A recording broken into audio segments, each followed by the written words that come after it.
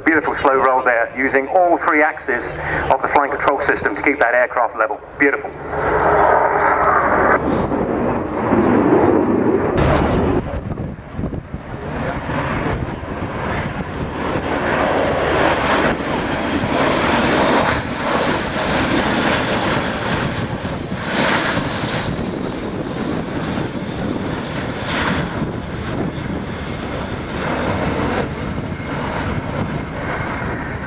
French Air Force it was that brought the A400M into service during 2013. It then joined the Turkish Air Force and the Royal Air Force.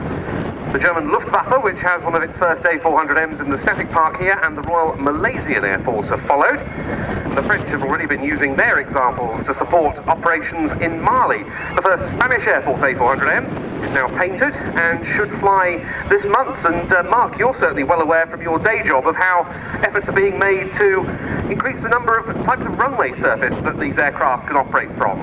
Yeah, in my day job I run the Release to Service Authority on behalf of the Assistant Chief and the Chief of Air Staff of the Royal Air Force. And as with every new aircraft, there's a very slow and incremental improvement to all of the capabilities of the aircraft. And it was only literally 4 weeks ago that we signed off the gravel, contracted gravel usage of runways for this aircraft.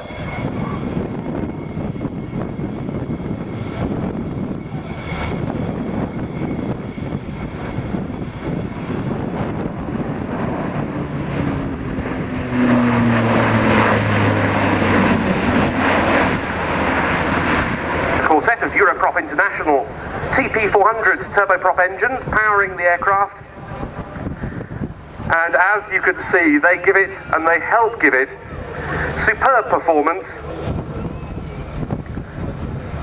An aircraft that can do things during this display that you wouldn't expect of something so large. An aircraft able to carry a typical payload of some 20 tons.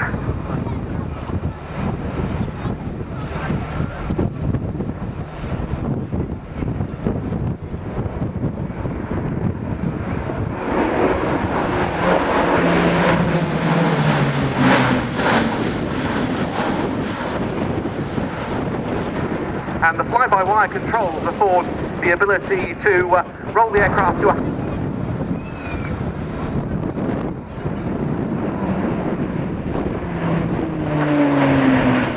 You may also recognise the A400M from its role in last year's film Mission Impossible Rogue Nation, which was filmed at RAF Wittering using one of the test fleet. And you may remember Tom Cruise clinging to the side of an A400M.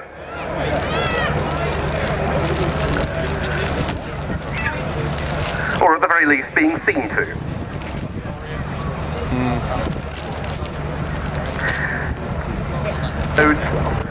It's a very capable platform indeed. It's coming in for a short landing, and during these displays this weekend we've been remembering a man who was instrumental in this aeroplane's development program, the former chief test pilot of Airbus military, Ed Strongman, who made the type's first flight.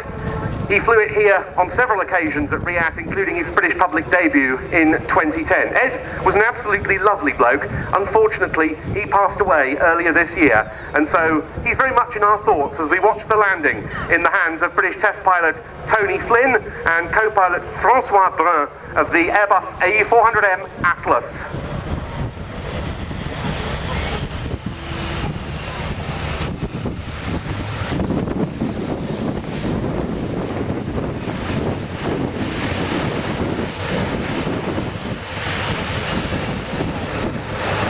And it's pretty manoeuvrable on the ground as well, into reverse pitch and backing